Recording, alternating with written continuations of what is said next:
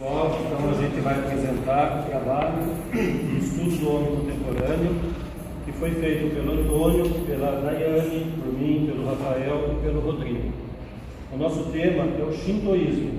É uma religião bastante antiga que veio lá no século VI do Japão, então não tem muita similaridade com as religiões atuais, mas é uma religião muito interessante e ela nos traz assim, muitos ensinamentos que a gente pode com certeza usar nos dias de hoje. O Shintoísmo, nós chamamos Shintoísmo de uma forma geral, como a religião shintoísta, mas na verdade o nome correto seria Shinto, e esses são os caracteres japoneses que traduz o nome Shinto, que significa exatamente caminho de Deus. Tá? O Shintoísmo ele é um conjunto de mitos que remontam com a própria história do Japão, com o início da construção histórica do povo japonês. Ele ganhou força realmente a partir do século VI, ou seja, pelo ano 600 e 700 depois de Cristo, até que ele se tornou mais recentemente, e depois deixou de ser, que vai mostrar depois, a religião oficial do povo japonês. E por isso ele é uma religião essencialmente japonesa. O Shintoísmo, falando da hierarquia, que é um dos itens que tem no trabalho, na verdade o Shintoísmo ele não tem uma hierarquia, no sentido de que tem uma pessoa acima das outras, ou que manda mais. Tampouco tem um fundador, porque o Shintoísmo ele é um conjunto de lendas e mitos da história japonesa. Não existe um livro sagrado específico que fale sobre o Shintoísmo. Não há dogmas, não há código moral. A religião shintoísta, com o decorrer do tempo, ela se tornou a religião oficial do Japão de 1868 a 1946. Na época, o imperador era o imperador Hirohito. E aí, rapidamente, porque o tempo não permite, mas só falando uma coisa que foi uma consequência da religião shintoísta, principalmente agora que a gente está comemorando 70 anos da rendição da Alemanha. A Alemanha ela se rendeu no mês de maio de 1945. Só que se a gente relembrar na história, o Japão ele continuou na guerra e ele só foi se render em setembro de 45. Então ele continuou ainda 2 ou 3 meses. Porque na época o imperador Hirohito e a religião shintoísta ela tinha como o imperador como um descendente direto dos deuses. Por isso que era a religião oficial. Sendo um descendente direto dos deuses, o Japão não poderia perder a guerra, correto? Porque o imperador estava do lado deles. Ocorre que as 2 bombas atômicas lá provocou o rendimento do Japão. Com isso, o imperador Hirohito ele renunciou à sua dignidade, ao seu caráter de descendência divina, e após a Segunda Guerra, o Japão se tornou uma monarquia constitucional, onde todas as religiões eram permitidas, e em 1946, coincidentemente logo após a perda da rendição do Japão, o shintoísmo deixou de ser a religião oficial do Japão, mas ainda assim o imperador Hirohito, o imperador atual, que é o imperador Akihito, que é filho do imperador Hirohito, continua sendo a figura principal do shintoísmo.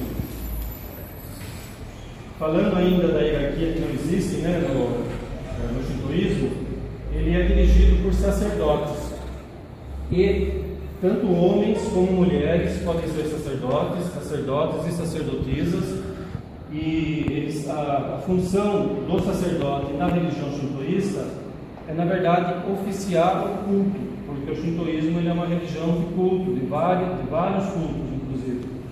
E tanto o homem como a mulher na religião podem ser sacerdotes. A mulher no shintoísmo ela tem um papel muito importante, um papel que vai até além da figura masculina, porque além de sacerdotisas, ela pode ser o que eles chamam de mitos, que seria uma espécie de virgem consagrada ao trabalho do templo, onde ela serve lá durante um certo tempo, né, durante 10 anos, e nesse tempo ela permanece única e exclusivamente servindo, auxiliando o sacerdote nos rituais. E depois disso ela pode ser sacerdotisa ou ela pode sair e ter uma vida normal, porque os sacerdotes podem, no caso da religião shintoísta, casar-se e constituir famílias. Hoje em dia, apesar do shintoísmo não ser a religião oficial do Japão, existe um cuidado muito específico na formação de sacerdotes. Existe, inclusive, para ser sacerdote ou sacerdotisa na religião shintoísta, não basta querer, é preciso, inclusive, ter curso universitário específico de sacerdote. Então, eles têm que aprender a ser sacerdote, eles têm que frequentar um curso específico. Existem 2 universidades no Japão que ministram esses cursos. Com esses regulamentos, né, então só pode ser sacerdote depois de uma série de estudos, de uma série de diplomas, e a universidade de Kokugakuin e a Universidade de Kogakukan são as 2 universidades que ministram o curso específico para a formação de sacerdote e de sacerdotisa. Aí, a título de curiosidade, a gente trouxe uma foto da Universidade de Kokugakuin, que é muito recomendada, uma universidade histórica com mais de 132 anos, e ela tem vários programas na área de cultura, de letras e literatura, e é uma das universidades do Japão que oferece o curso para a formação do sacerdote shintoísta. Agora, dizendo mais o que é a religião shintoísta, qual é a essência dela, a gente vê que o shintoísmo ele é primeiramente uma religião essencialmente japonesa. Se ela está em outro lugar do mundo, é porque alguém trouxe e está frequentando a religião, mas não como proselitismo de espalhar a religião, de conseguir adeptos. O shintoísmo não tem essa pretensão. É uma religião só para unir o povo japonês. E a essência do shintoísmo a gente pode resumir no culto à natureza, no culto aos ancestrais e no politeísmo. Culto à natureza, a gente pode ver isso é uma foto de um templo, de uma religião shintoísta. Todos os templos no Japão são dessa forma, no meio da natureza, porque a gente vê mais para frente que eles acreditam que a natureza tem alma também. Como o professor explicou na aula passada, é uma religião animista. Eles fazem esse culto à natureza, culto aos antepassados da própria família, e é uma religião politeísta. Para elas não existe um Deus único, como na religião cristã, como na religião judaica, como na religião muçulmana. Para eles existem vários deuses, uma infinidade de deuses: Deus da montanha, Deus do trovão, Deus da água, Deus da família. É incalculável o número de divindades que existem dentro da religião. E, no caso, as famílias, né, que seguem o shintoísmo, em geral, eles escolhem um Deus e fazem um santuário particular na própria casa, e esse Deus vai ser o protetor da família, que a gente vai ver mais para frente também. Como a gente viu no início, o termo Shinto significa caminho dos deuses. Essa é a doutrina deles. O shintoísmo é um conjunto de crenças e práticas religiosas do tipo animista, ou seja, todas as formas da natureza, animais, pessoas, plantas, fenômenos naturais, possuem alma, o que faz com que sejam venerados. Então eles veneram, na verdade, toda a natureza, todos os seres animados e os seres inanimados, e também os fenômenos naturais, tipo a tempestade, o trovão, o raio, etc. O shintoísmo, ele diz que o homem ele não deve ser adversário da natureza, que é muito um conceito ocidental, um conceito nosso, de que a gente tem que dominar a natureza, né, ou viver em luta com ela. Para o shintoísta, ele deve viver em harmonia com a natureza. Hoje existem em torno de 120 milhões de seguidores no Japão, pouca coisa espalhada fora do Japão, e o shintoísmo ele é bem tolerante. Ele não exige que seus seguidores sejam tipo crentes, participem tanto. Ele é bem tolerante, inclusive ele se mistura com o budismo, que é uma religião que veio da Índia, teve uma penetração muito grande no Japão, mas ele chegou, na verdade, depois do shintoísmo. Em geral, no Japão, o nascimento é celebrado com rituais shintoístas, e os funerais, a morte, em geral, é com funerais budistas. Voltando um pouco à essência, continuando na essência do shintoísmo, a gente vê que ele venera todos os elementos da natureza e os antepassados. É uma religião panteísta, que está bem ligado com o sentido de animista. Panteísta, o que significa? Deus não está lá no céu e a gente aqui na terra. Deus e a gente, e as coisas e a natureza, é tudo uma coisa só. Por eles terem essa adoração pelos seres animados e inanimados, eles acreditam que o homem ele está fundido com Deus. Todos os elementos da natureza, o universo, tudo está interligado, tudo coexiste de forma harmoniosa, porque tudo isso foi originado da mesma fonte. Inclusive os deuses e os homens e a natureza, tudo veio de uma mesma fonte. Diferente da religião ocidental, da religião cristã, que sempre diz que Deus existia antes e depois veio o homem. No caso do shintoísmo é diferente, não existia nada, e de um nada surgiu os deuses e surgiu tudo que existe.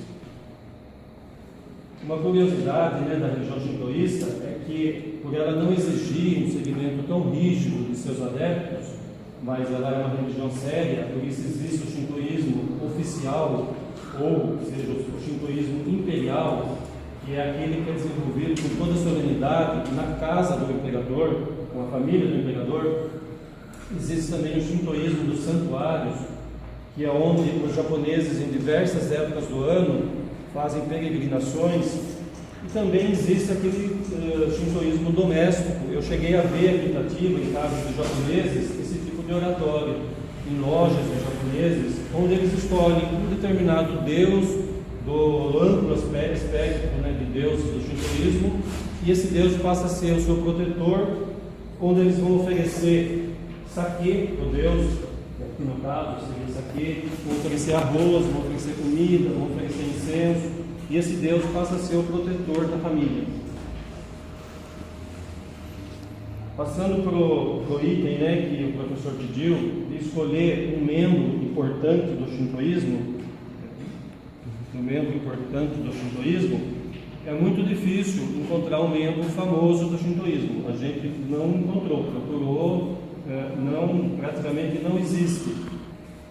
Mas um membro importante e conhecido do shintoísmo é o imperador do Japão, porque antigamente ele era um deus, hoje ele não é deus mais, abdicou desse caráter divino, mas ele continua sendo a figura central da religião shintoísta. Tudo se desenvolve ao seu redor. Hoje, o imperador do Japão é o Akihito. Na verdade, ele é filho do imperador Hirohito. Ele é o 125º e atual imperador do Japão. Ele é o único monarca que detém o título de imperador. Não existe mais nenhum monarca. O Japão é uma monarquia constitucional, existem os deputados, o primeiro-ministro eleito e tal, mas o imperador ainda existe. E esse imperador, talvez pelas lições que o Japão aprendeu com a Segunda Guerra, ele é muito mais tolerante, principalmente com seus rivais históricos, a China e a Rússia. Ele desenvolve relações diplomáticas com o mundo inteiro. Então é uma figura do imperador japonês, mas de uma forma bastante renovada. E o shintoísmo, ele, apesar de a gente não encontrar nenhum membro, mas ele existe no Brasil. Tanto é que a gente encontrou um templo shintoísta, que fica em São Paulo. A gente entrou em contato por telefone com eles. Na verdade, é mais frequentado por japoneses, mas é um templo totalmente aberto a qualquer pessoa que queira, de qualquer religião, que queira frequentar, que queira conhecer, que queira ter uma experiência. Ele fica na Vila Clementino, o telefone está aí, se alguém se interessar. Propaganda. Agora, a parte mais importante do trabalho, que seria que aspectos do shintoísmo a gente poderia trazer para os dias de hoje. Aí a gente não teve dúvida nenhuma. O shintoísmo, o aspecto ético e moral do shintoísmo, com certeza é o ensinamento que o shintoísmo ainda tem a nos trazer nos dias de hoje. Por quê? O shintoísmo, ele parte da ideia de que o homem ele é naturalmente puro. Como a origem do homem e dos deuses deles, né, no caso, é a mesma, então o homem ele nasce totalmente puro. Só que o pecado ou as coisas erradas, né, que o homem vem a fazer no decorrer da vida são influências do espírito maligno. Porque na criação do shintoísmo, quando surgiram os deuses, o homem e a natureza, juntos surgiu também os espíritos malignos, e são eles que influenciam os homens e tiram o homem do caminho que eles chamam Rishi, que significa caminho, porque na verdade o shintoísmo é um caminho.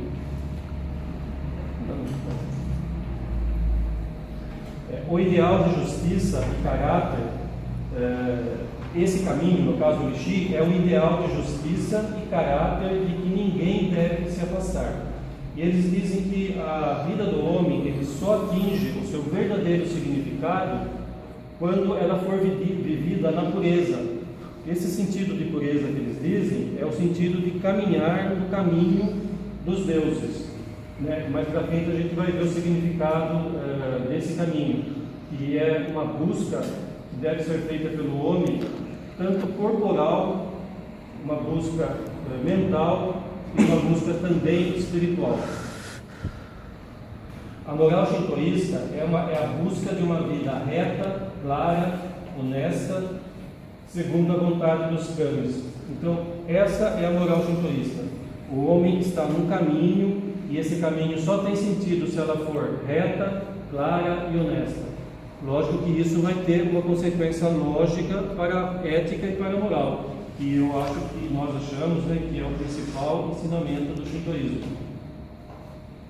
E esse ensinamento dessa vida reta, honesta, ele está muito claro se a gente vê todo o comportamento da vida do Japão, a sua visão de mundo, o comportamento do seu povo, também a capacidade que o Japão tem de se adaptar a novas tecnologias. A gente vê que o Japão é um país de primeiríssimo mundo em termos de tecnologia, de inovação, mas eles nunca se esquecem de valorizar as suas tradições, a sua higiene, a saúde e principalmente também o nacionalismo, porque a religião shintoísta na verdade é uma religião de nacionalismo centrada na figura do imperador. E aí a gente vê, a gente pôde ver isso no Brasil há pouco tempo, no jogo Brasil-Japão, o comportamento que todo mundo se surpreendeu, porque o brasileiro não está acostumado com isso, mas isso é típico e consequência do comportamento ético do povo japonês. No final do jogo, estavam eles lá com o saquinho, recolhendo no lugar que eles ficaram todo o resto de lixo que eles deixaram. Como conclusão, a gente pode dizer o quê? Que o shintoísmo, a raiz do shintoísmo, está lá na raiz do Japão, vindo lá do século VI e atravessou todo esse tempo e chegou aos nossos dias, na verdade com idas e vindas do povo japonês, mas sempre com esse forte apelo à ética, à moralidade, à ética e à moralidade nas atitudes pessoais.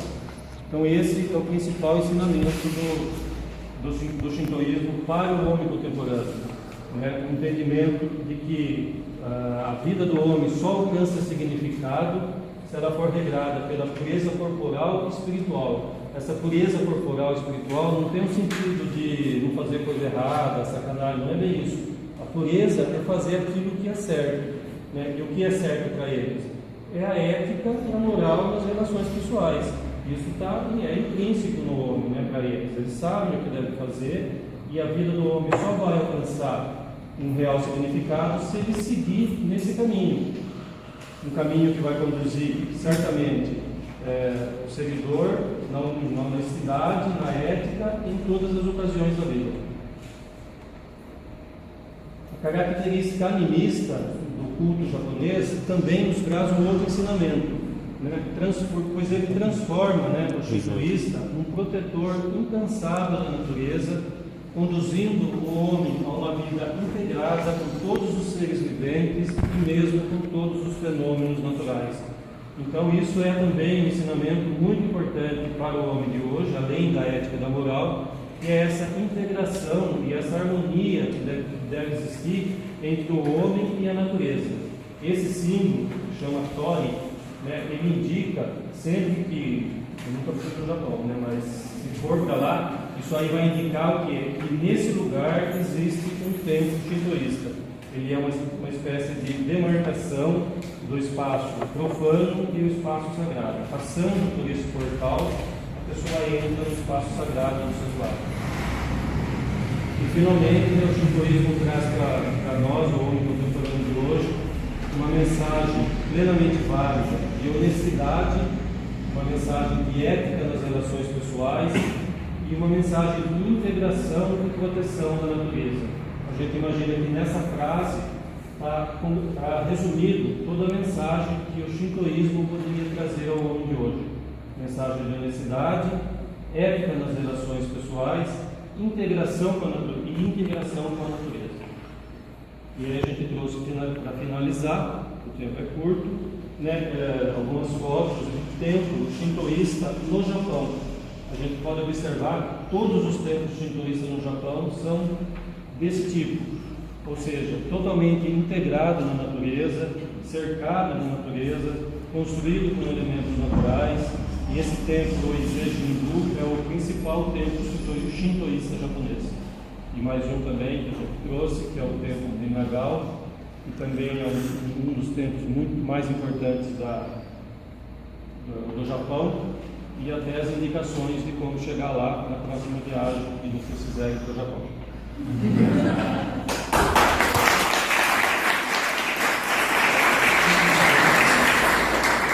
Grupo Espiritismo, Graciela tá aí? Isabela.